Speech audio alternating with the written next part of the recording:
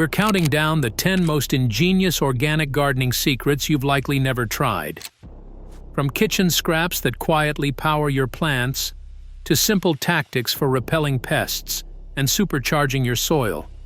These tips can transform any garden, no matter your space or skill. Which eco-hack makes the biggest impact? Let's kick things off with a nutrient boost, straight from your fruit bowl. Banana peels are often tossed aside, but they hold a secret power for gardeners. They are loaded with potassium, up to 12% by dry weight. Potassium is the nutrient that fuels strong roots and helps tomatoes, peppers, and other fruiting crops set more blossoms and develop sweeter, fuller harvests. To put banana peels to work, simply chop them and bury the pieces 4 to 6 inches from the base of your plants. This slow-release method feeds the soil over 2 to 6 weeks, giving roots a steady supply as the peel breaks down. For a quicker boost, blend 1 banana peel with 1 liter of water. Let it steep for a full day, then dilute that liquid with 5 parts water before pouring it at the roots. Both methods are safe and easy, but keep fresh peels off the soil surface because they attract pests and decompose too slowly. With just a leftover peel, you can start building healthier soil this week. Compost tea brings life to your soil by multiplying the beneficial microbes that help plants thrive and hold off disease. The process starts with a simple recipe. Add 1 cup of fully finished mature compost to 5 gallons of clean water. Aerate the mixture for 24 to 48 hours using an aquarium pump, or by stirring vigorously several times a day. This oxygen-rich environment keeps harmful pathogens at bay and encourages a bloom of good bacteria and fungi. Once the brew smells earthy, strain it and apply directly to the soil around your plants, never on edible leaves. Use the tea within 6 hours for the best results, since microbe populations drop quickly after brewing. Always avoid using compost that has not heated to at least 57 degrees Celsius, and skip any tea that smells sour or rotten. When brewed and applied safely, compost tea can help suppress soil-borne diseases and boost plant vigor without chemicals. Number 3. Eggshells. Slow-release calcium. Eggshells, often overlooked in the kitchen, are nearly pure calcium carbonate, about 90 to 95% by weight. When rinsed, oven-dried at 100 degrees Celsius for 10 to 15 minutes and crushed into a fine powder, they become a long-term source of calcium for garden soil. Sprinkling 10 to 20 grams per square meter around the base of plants, or mixing the powder into planting holes, helps prevent calcium deficiency, especially in tomatoes and peppers prone to blossom and rot. The release is slow, taking 1 to 4 weeks depending on soil pH, so eggshells will not fix acute problems overnight. Instead, they gradually improve soil health, supporting strong cell walls and steady fruit growth over the season. Crushed shells on the surface may deter slugs, but results can vary. Think of them as one piece in a bigger organic puzzle for healthy plants. Coffee grounds, often swept into the trash, are a quiet powerhouse for organic gardens. Used grounds contain about 2% nitrogen by weight, along with traces of phosphorus, potassium, and magnesium. When added to a compost pile, they boost microbial activity and help break down other organic matter faster.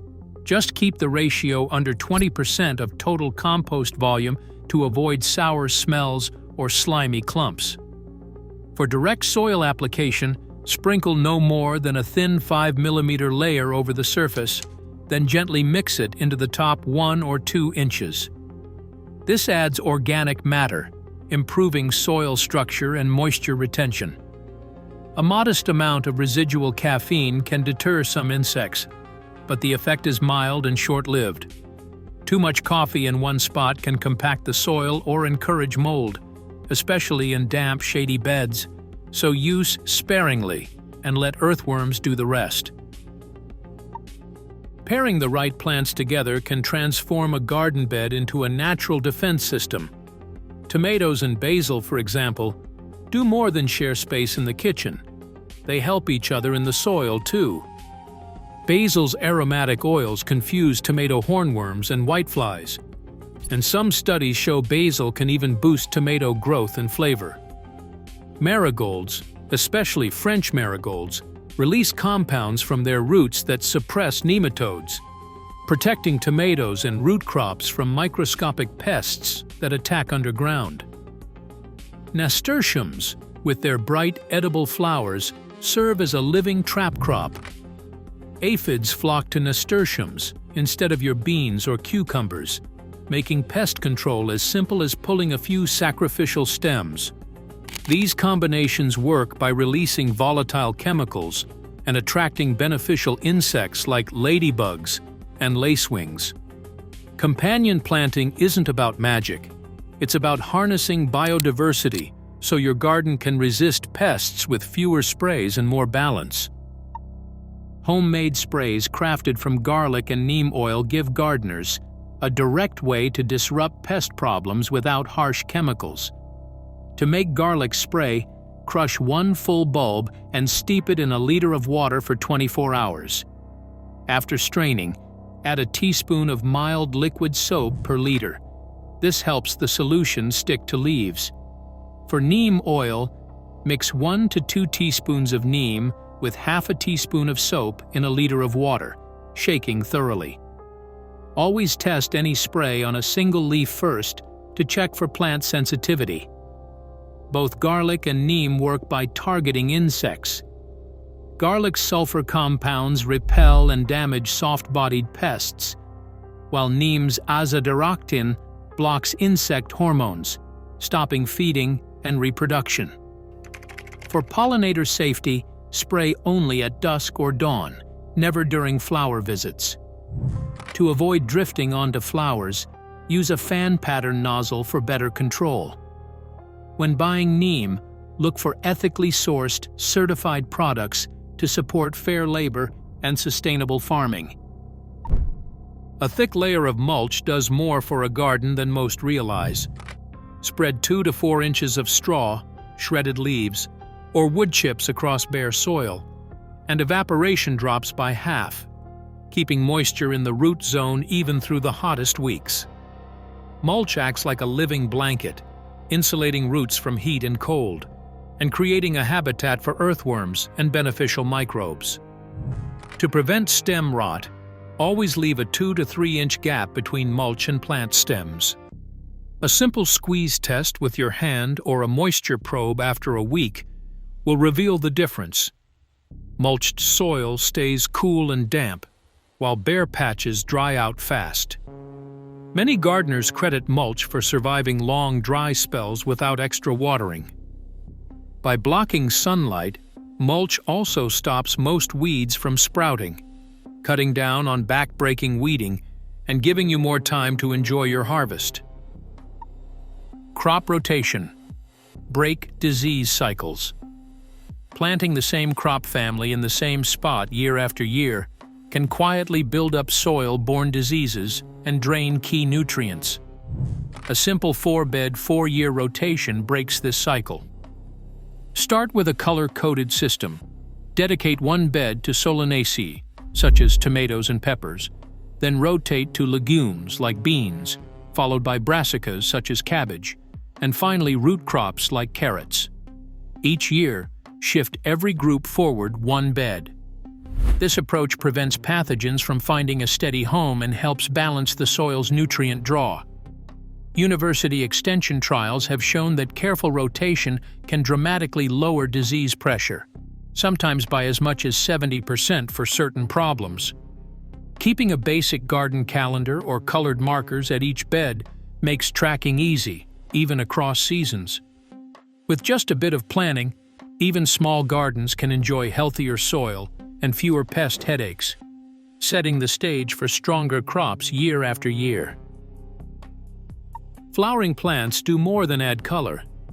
They create a living bridge between your vegetables and the pollinators they depend on. Research from the Xerces Society and university field trials shows that gardens with continuous blooms can see fruit and vegetable yields rise by 30 to 50% compared to plots without pollinator support. The secret lies in planting. For succession, start with early crocus and clover to wake up bees in spring, then add borage, lavender, and calendula for a mid-season feast, and finish with asters to carry pollinators into autumn. Place these flowers along garden edges or in dedicated patches to draw in bees, butterflies, and hoverflies all season. Even a small strip of blooms can tip the balance, turning a low-yielding crop into a bumper harvest. With every flower, you are not just feeding pollinators, you are multiplying the rewards of all your earlier soil and planting efforts. Rainwater, unlike most municipal tap water, arrives free from chlorine and from salts that can stress soil microbes and sensitive plants. Setting up a rain barrel is simple. Attach a gutter diverter to your downspout and connect it to a covered barrel that includes a first flush diverter. This small device ensures the initial runoff, often carrying roof dust and debris, is sent away from your storage before clean water fills the barrel. A tight-fitting lid keeps out mosquitoes and sunlight, stopping algae before it starts. Soft rainwater supports the living soil web, helping compost microbes and mycorrhizal fungi thrive. While rainwater is ideal for irrigation, it is not safe for drinking. Always check your city's rules. Some places, like Seattle in 2013, briefly restricted rain barrels until gardeners pushed for change. With every drop saved, you are closing the loop between sky and soil, making the most of nature's own resources for a healthier, more resilient garden. Across all 10 secrets, one pattern stands out. Organic gardening thrives on resourcefulness. Simple kitchen scraps, soil cycles, and nature's partnerships replace chemicals and waste. That truth reminds us, sustainable abundance isn't complicated or costly. It is creative, accessible, and growing right in our own backyards.